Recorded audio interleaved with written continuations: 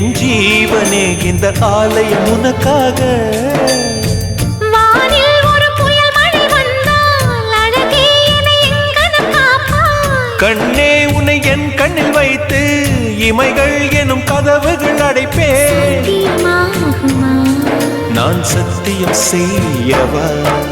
தொடு தொடுவெனவே வானவில் என்னை தூரத்தில் அழைக்கின்ற நேரம். உவா